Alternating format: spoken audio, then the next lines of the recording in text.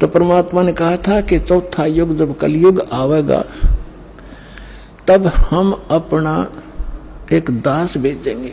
अब वहां काल के सामने परमात्मा ने कहा कि हम अपना दास भेजेंगे। और कबीर वाणी चैप्टर में परमात्मा ने धर्मदास जी से, जब धर्मदास जी घने चिंतित हो गए थे कि हे परमात्मा, आपने सतनाम और सारनाम गुप्त रख दिया और इसके बिना मोक्ष नहीं हो सकता। आपने मुझ किंकर के ऊपर दया करी दास पे और 42 वंश भी पीढ़ी बख्श दी, मेरी वंश चलेगा। तो हे परमात्मा, सारनाम और सतनाम बिना पार नहीं हो सकते,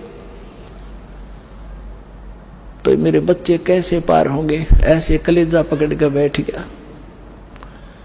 परमात्मा ने सोचा भाई ये घना दुखी हो गया।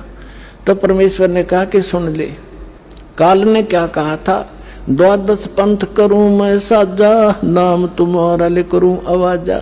12 पंथ नाम जो लेगी, हमरे मुख में आन समोही। जाओ जोग जीत संसारा, जीवन माने कहा तुम्हारा। जीव तुम्हारा कहा न माने, हमारी ओढ़ हो बाद बखाने। अब इतना समय नहीं रहा, मैं वो सारे प्रमाण आज नहीं दिखा पाऊंगा आपको कि 12 पंथ कौन कौन से हैं।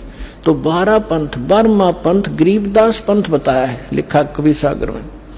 तो परमात्मा ने कहा तू चिंता ना करे धर्मदास, जब 5500 वर्ष कलयुग बीत जाएगा तब या बिचली पीढ़ी आवेगी, और बिचली पीढ़ी तक यो ज्ञान और तत्व ज्ञान और सतनाम सारनाम कति गुप्त रखना है, नहीं तो काल के दूतों का हाथ लग जाएगा, मेरा सारा मिशन खराब हो जाएगा।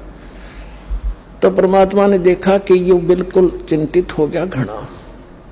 तब परमेश्वर ने कहा, धर्मदास जब साची बताऊं तेरे ते, तब धर्मदास ने कहा कि भगवान आज कितना अच्छा समय है, कलयुग स्टार्ट है सन 1398 में और 1512 तक, और आज भी लोग ना मानते और आप कह रहे हो अगर भयंकर कलयुग पैदा कर देगा, काल ऐसा जुल्म कर देगा, हाहाकार मच जाएगी, इंसान कृतघ्नी हो जाएंगे, तो उस समय कैसे पार होंगे? आज तो आप भी विद्वान हैं और फिर भी ना मान रहे ये लोग।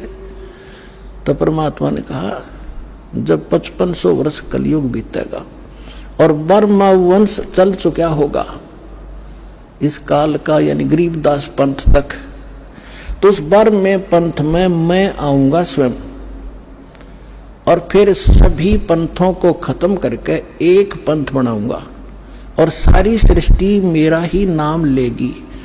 तेरे 42 वंश क्या सारी सृष्टि न पार करूंगा धर्मदास, इन 42 की चिंता छोड़ तू।